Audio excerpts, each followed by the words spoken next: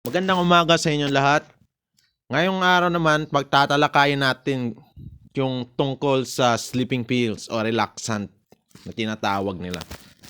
Alam niyo bang kung hindi niyo na itatanong, ako rin ay dumating sa punto na gusto ko nang kitilin yung buhay ko dahil sa stress. Wala akong ibang paraan kundi kumain na lang ng sleeping pills. Kaya yung tawag nilang relaxant. Alam niyo ba ang dahilan bakit ako napunta doon sa ganong punto? Kasi sa lugar namin, maraming taong masasama. Yung mga hindi magagandang loob. Yung mga taong yan, konektado sa gobyerno. Napagtripan yung pamilya ko, napagtripan ako. Pinakalat, gumamit ng media, gumamit ng radio, gumamit ng dahas, nagpaputok ng baril.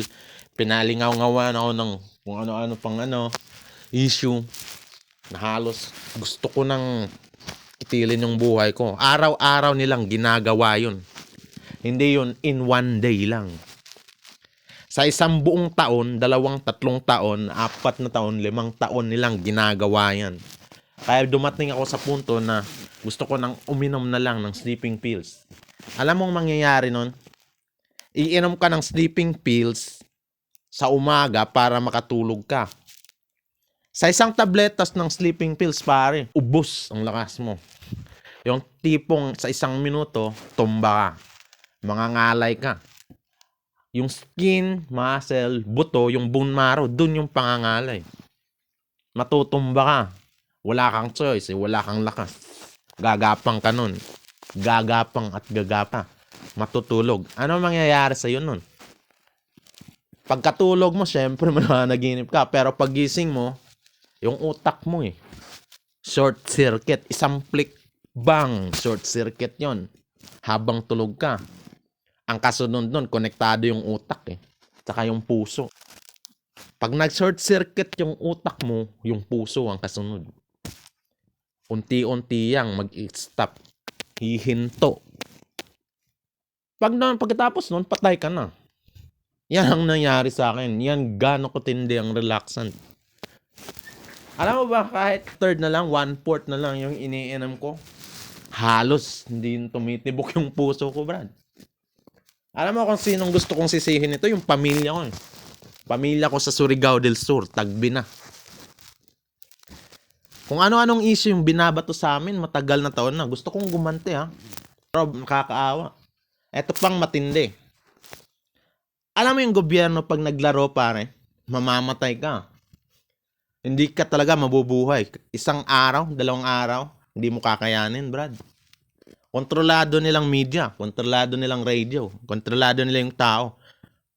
Sila na yung magbabato ng issue sa'yo. Yan ang naranasan ko. Nagpaputok ng baril, gumamit ng dahas, sinurakan kami, siniraan, halos mawala lahat sa amin. Tapos ang desisyon ko nun, patayin ko na lang sigurong sarili ko.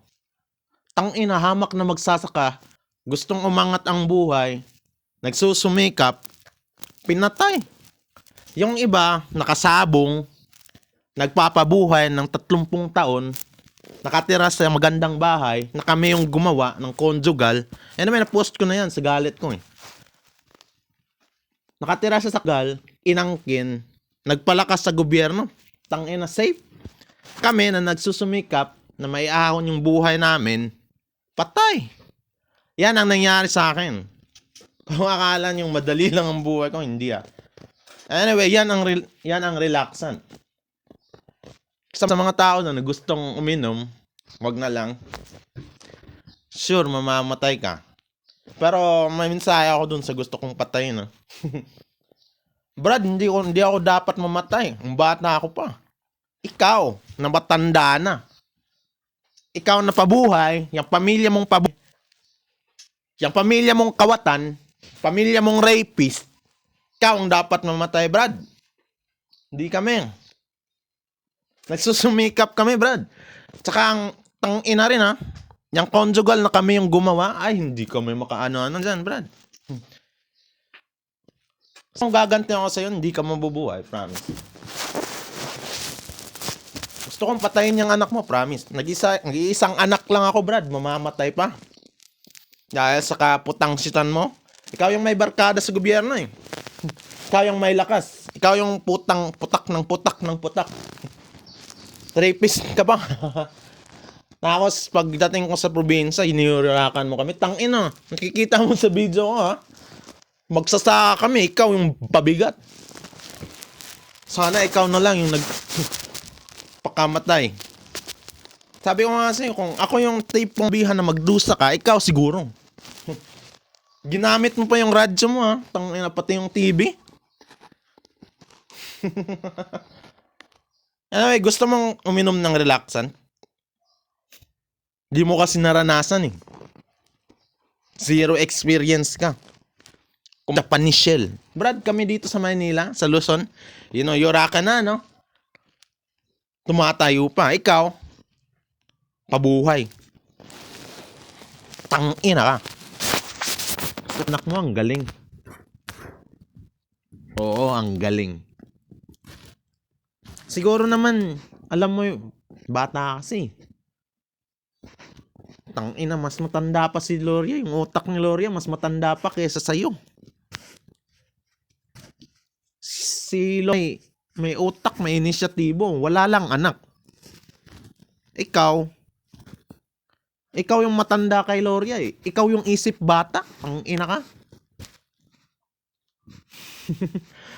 May anak ka 7, tangina. Isip ganun din. Ganun din yung utak ya mo, tangina ka. Ano yan yung anxiety, stress, tsaka galit, tsaka pain.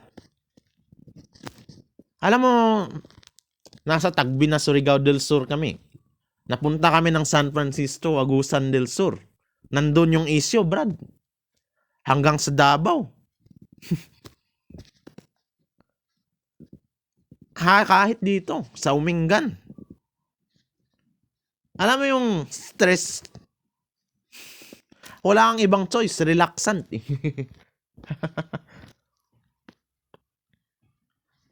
Yan yung relaxant mo. Isang buong tableta, short circuit. Sabagay, napag-aralan mo na yan eh. Matalino ka. Utak, puso. Short circuit, ang kasabay nun. DEATH. Sana nga ikaw na lang eh. Ikaw na yung namatay. Matanda ka, bata lang ako. 30, ikaw 60.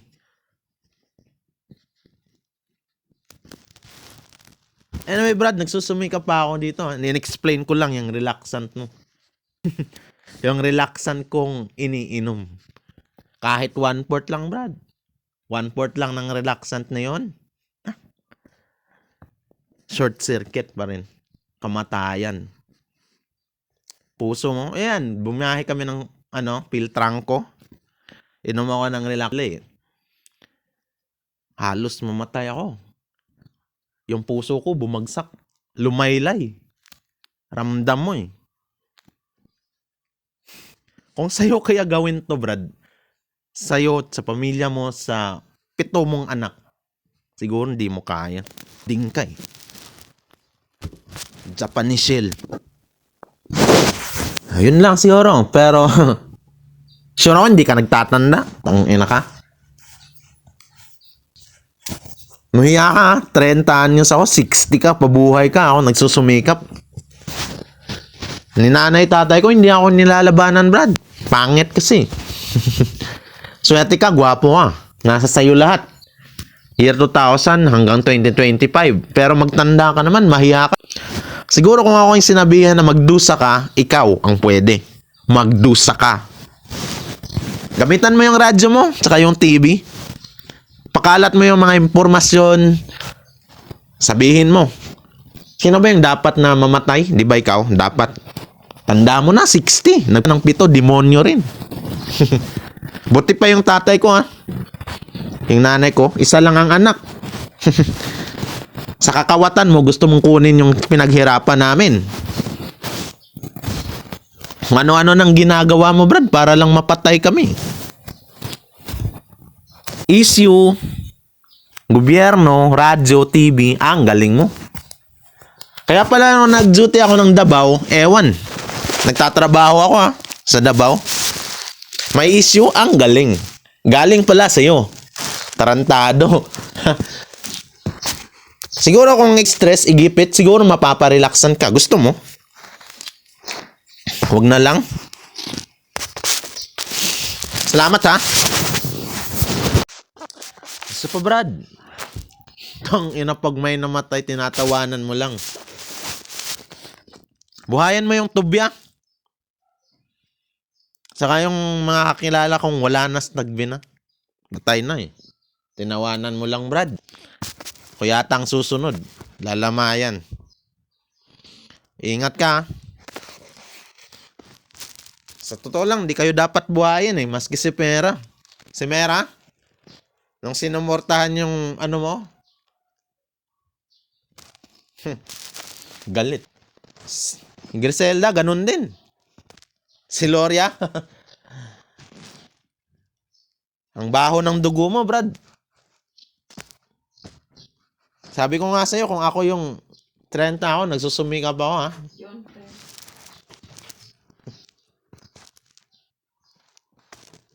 Ito, oh.